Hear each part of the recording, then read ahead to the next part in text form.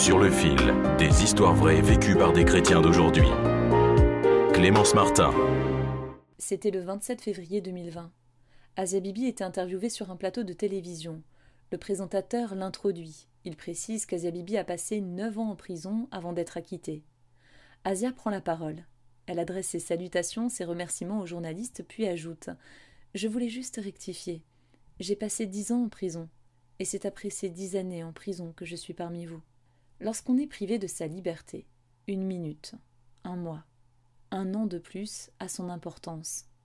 Il s'agit d'autant de temps loin de ses proches à affronter la solitude. Durant cette période d'emprisonnement, Asia Bibi n'a pas cessé de s'adresser à Dieu. Elle voulait tenir ferme dans sa foi. Pendant ces 10 années, cette chrétienne pakistanaise, condamnée à mort sur de fausses accusations, avait très peu de contact avec le reste du monde. Mais elle savait que Dieu ne l'oubliait pas. Lorsqu'on traverse l'épreuve, notre foi peut être ébranlée, mais la Bible est claire. Dieu n'abandonne pas ses enfants. Ni le présent, ni l'avenir, ni la mort ne peut séparer le chrétien de l'amour manifesté en Jésus-Christ. Et Dieu l'a rappelé à Asia Bibi de plusieurs façons, notamment par un geste très simple. Il y a 5 ans, Annick, une chrétienne strasbourgeoise, a eu à cœur d'écrire à Asia Bibi pour l'encourager dans sa foi alors qu'elle était emprisonnée au Pakistan. La lettre lui est finalement parvenue 5 années plus tard, à Paris. Je suis allée à la rencontre d'Annick pour lui demander de nous raconter cela. Vous verrez, au travers de cette histoire, c'est comme si Dieu nous disait « Je suis le Dieu de toute consolation. J'ai entendu vos prières. Je ne vous abandonne pas. Le temps est dans mes mains. » Bonjour Annick. Bonjour Clémence. Alors Annick, merci beaucoup pour ton accueil. On est toutes les deux ici assez émerveillées de ce qui vient de se passer.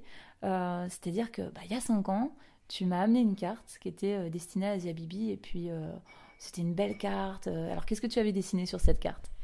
Alors j'étais monitrice d'école du dimanche, donc j'ai utilisé des choses très simples. J'ai fait à main levée une carte de France. Au milieu, une tour Eiffel, puisque la France, Paris, tour Eiffel, ça collait à peu près. J'ai fait un trait et à l'arrivée, j'ai dessiné la tête d'une dame avec un foulard et j'ai marqué au-dessus Asia.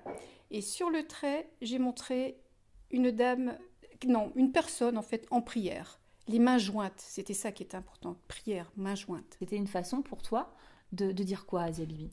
De lui dire, tu n'es pas seule. Je connais ta situation, façon de parler, je connais, mais je veux te dire par cette carte, tu n'es pas seule, nous prions pour toi et vraiment, nous avons à cœur de prier pour toi et nous ne t'oublions pas. Oui, mais voilà, quand tu m'as donné cette carte, j'étais un peu embêtée parce que je voyais pas du tout comment il était possible de pouvoir transmettre cette carte à Asia Bibi. Et pourtant, j'ai eu cette conviction dans mon cœur que j'allais la garder et peut-être qu'un jour, je pourrais la remettre à Asia Bibi en main propre. Et il y a quelques jours, c'était le 28 février, donc j'ai assisté à la conférence de presse d'Asia Bibi. Elle était présente et j'ai pu lui remettre cette carte. Alors, elle a été vraiment touchée parce qu'elle a gardé cette carte dans son sac. Tu sais que cette carte, elle représentait pour elle l'ensemble des prières des chrétiens français. Alors, qu'est-ce que ça te fait de savoir que Asia Bibi, elle a désormais cette carte dans son sac ? C'est étrange. C'est étrange de me dire qu'elle a cette carte, mais j'aimerais vraiment qu'elle se souvienne et qu'elle garde dans son cœur qu'elle n'a jamais été seule, qu'on a toujours prié pour elle. Et cette carte doit symboliser ce qu'est la grande famille en fait de Dieu. On est des frères et sœurs. Et il n'y a pas de langue, il n'y a pas de couleur, il n'y a rien. Il y a juste des gens qui ont à cœur de prier les uns pour les autres. Je crois que c'est ça que j'aimerais que ça symbolise pour elle. Que même si pendant 10 ans, elle a vraiment souffert, et je sais qu'elle a souffert, on a toujours eu cet espoir que Dieu est avec elle et l'aide. Je crois que c'est ça. Ok. Et est-ce que tu aurais imaginé que cette carte puisse un jour être remise à Asia Bibi de cette façon ? Alors là, non, absolument pas. Non, c'est vraiment un beau cadeau. Non, pas du tout. Ça nous montre quand même que, quelque part, Dieu, il est vraiment ce Dieu d'encouragement. Non ? Quel effet ça a eu sur ta foi ? Alors, je sais que ça a un effet tout à fait pratique déjà, en me disant que j'écris un peu moins qu'à un temps, et que là, je me suis dit, il va falloir quand même t'y remettre. Parce que là, t'as été encouragée, donc il faut continuer à encourager. C'est la moindre des choses quand même. Tu veux dire quoi par comment ça tu écris un peu moins? J'ai pas écrit de cartes depuis longtemps pour des chrétiens persécutés. Je prie pour eux avec le calendrier et ainsi de suite, mais j'ai pas écrit. Et là, j'avoue que je crois que mon stylo va écrire tout seul. Donc on va continuer à envoyer des cartes. Envoyer des cartes, oui, mais peut-être par Internet maintenant. Quoique, qui sait, peut-être qu'un jour je m'amuserai encore une fois à dessiner et que je serai poussée à le faire. On peut pas dire. Eh bien, pour terminer, Annick, j'aurais une dernière question. Si tu devais dire quelque chose à Zabibi, qu'est-ce que tu lui dirais? Parce que bon, tu lui as déjà écrit, elle a pu recevoir ce message. Peut-être qu'un jour, elle pourra aussi recevoir ce que tu vas lui dire maintenant.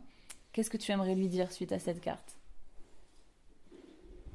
Que nos prières ont été entendues et que je suis heureuse qu'elles soient libres. Mais que on est vraiment dans la main du Seigneur et on était dans le juste. Je sais même pas comment le traduire, mais je la prendrai dans mes bras et je l'embrasserai, je crois, la première des choses, voilà. Eh bien, merci beaucoup Annick pour cet échange et continuons donc à écrire à nos frères et sœurs qui souffrent en raison de leur foi. Merci Clémence. Retrouvez cette histoire et bien d'autres sur le site de l'ONG Portes Ouvertes, www.portesouvertes.fr.